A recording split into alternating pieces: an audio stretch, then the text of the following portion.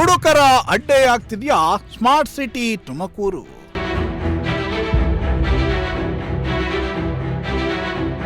ಜಿಲ್ಲಾಧಿಕಾರಿ ಕಚೇರಿ ಎದುರೇ ಭರ್ಜರಿ ಎಣ್ಣೆ ಪಾರ್ಟಿ.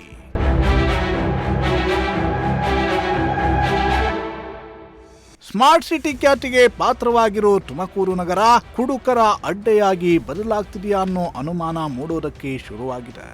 ಕಾರಣ ಏನಪ್ಪಾ ಅಂದ್ರೆ, ಇಷ್ಟು ದಿನ ಕುಡುಕರು ವೈನ್ ಶಾಪು, ಬಾರು ಅಥವಾ ಇನ್ಯಾವುದೋ ಸೀಕ್ರೆಟ್ ಪ್ಲೇಸ್ ನಲ್ಲಿ ಎಣ್ಣೆ ಹೊಡೆದು ಕಿಕ್ಕೇರಿಸಿಕೊಳ್ತಿದ್ರು. ಆದರೆ ಇದೀಗ ಜಿಲ್ಲೆಯ ಪವರ್ ಹೆಡ್ ಕ್ವಾರ್ಟರ್ ಅಂತಲೇ ಕರೆಸಿಕೊಳ್ಳೋ ಡಿಸಿ ಕಚೇರಿ ಮುಂಭಾಗವೇ ಕ್ವಾರ್ಟರ್ ಏರಿಸಿ ಪಾರ್ಟಿ ಮಾಡಿದ್ರ ಅನ್ನೋ ಪ್ರಶ್ನೆ ಮೂಡ್ತಿದೆ.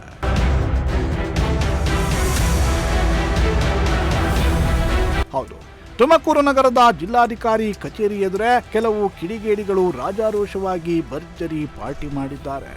ಡಿಸಿ ಕಚೇರಿ ಮುಖ್ಯದ್ವಾರದಿಂದ ಕೇವಲ 10-20 ಮೀಟರ್ ದೂರದಲ್ಲಿರೋ ಮರದ ಕಟ್ಟೆಯ ಮೇಲೆ ಯಾರೋ ಕಿಡಿಗೇಡಿಗಳು ಎಣ್ಣೆ ಹೊಡೆದು ಕಿಕ್ಕೇರಿಸಿಕೊಂಡಿದ್ದು ಮದ್ಯದ ಬಾಟಲಿಗಳನ್ನ ಅಲ್ಲಿಯೇ ಬಿಸಾಡಿ ಹೋಗಿದ್ದಾರೆ.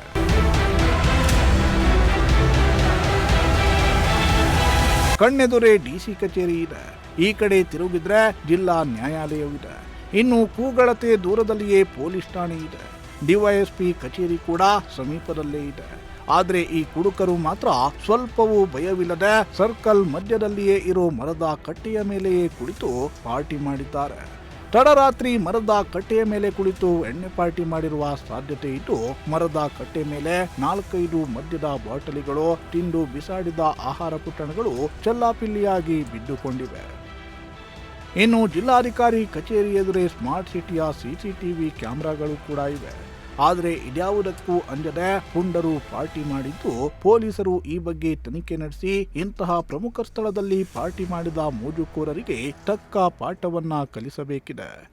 Bureau report, Prajashakti TV.